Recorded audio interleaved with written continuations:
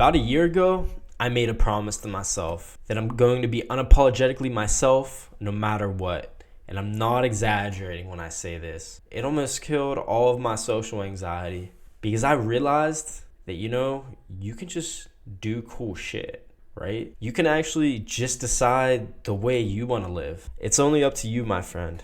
I think we can all relate to this. I used to spend so much time trying not to be weird, trying to not say the thing, trying to not stand out, trying to change my personality so it didn't make anyone uncomfortable.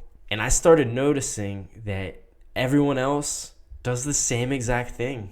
Most modern social lives are completely fake. I mean, you see the way people talk, especially about politics. People live through these weird slogans. They outsource their identity to whatever the trend is right now. They censor themselves in public. They suppress their opinions, and they're just flattening their personality so that they could survive socially.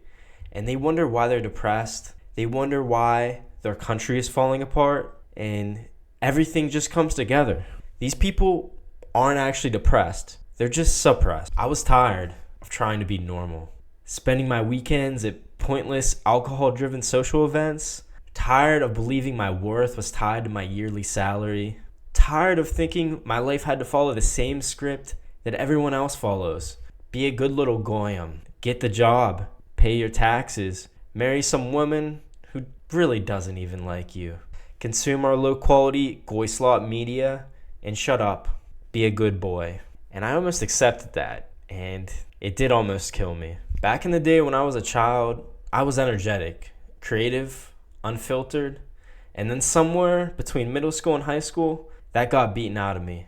Not physically, but socially. The teachers didn't like it. The peers didn't like it either. I was just too much. So I shrunk. I got depressed, and I didn't even know why. It took me until my mid-20s to realize the problem wasn't me. It was that I abandoned myself. So I made the promise. Just Weirdmaxx, bro. Be exactly who I am, even if it costs me. What did I lose? Well, it helped me lose a job, I'll tell you that. But that's it. Everything else, every personal relationship improved. Because when you're yourself, the wrong people leave and the right people chill out. You build the real relationships when you stop being performative all the time. And here's the truth of it. If you're depressed, go get ripped. And if you're still depressed after that, go train MMA. Do something very difficult. And if you're still depressed after that, travel alone. Because fuck it. Why wouldn't you? This is your world. This is your life. Don't let other people dictate the way you want to live. I just got back from a 6-week solo trip to the Philippines with no safety net, no group. It was just me. And I realized something. When you're alone in another country, in a whole nother environment, you stop trying to be normal. Normal doesn't exist anymore. And you realize who you really are, mentally, physically, and spiritually. Now I'm about to go on another trip, the southeast coast of the United States by myself. Why am I doing this? Because I can. Because Weirdmaxxing means acting on the things that scare you a little bit. And I'm so over this online doomer culture.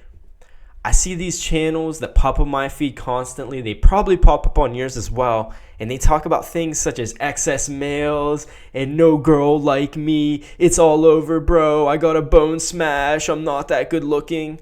Like, brother, you live in America. Yes, in a lot of ways, things are getting worse. But you can still go get a shitty apartment, get a basic job, live like a poor person for a year or two, stack some money, and then go do some cool shit. And if you're broke after all that, guess what? Do the same thing. Dream jobs are a lie. They aren't even real for most people. We work to live, not live to work at your stupid, boring job. And if you're passionate about your job truly, that's awesome. But that's like 1%. For most of us, work is just fuel. It's a way to get by. It's not our identity, and we need to stop acting that way. Ask yourself something. If you were the only person in the world, who would you be? What would you wear? How would you talk? Your answer is probably kind of crazy, and that's good. But that's probably closer to the real you than whatever filtered version of yourself you're presenting right now. Weirdmaxxing isn't about being cringe. It's about trusting yourself. It's about looking deep into your soul, turning off your smartphone, and using that beautiful brain of yours. Ask yourself, what do I actually want? Not what trends say, not what Twitter says, not what your high school friends expect from you. You. When I started Weirdmaxxing, I lost my social anxiety. Because if you're not trying to be liked, you can't get rejected. And once that clicks, things actually get interesting.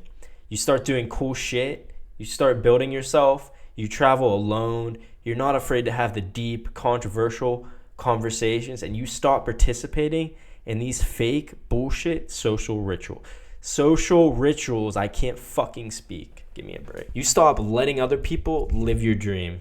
Weirdmaxxing saved my life because it brought me back to the kid that I used to be. Energetic, creative, unapologetic. And if you feel like something inside you has been suffocating, maybe you don't need bullshit therapy. Maybe you don't need a stupid productivity hack. Maybe you don't need to binge self-improvement videos on YouTube. Maybe you just need to stop trying to be normal and like everyone else.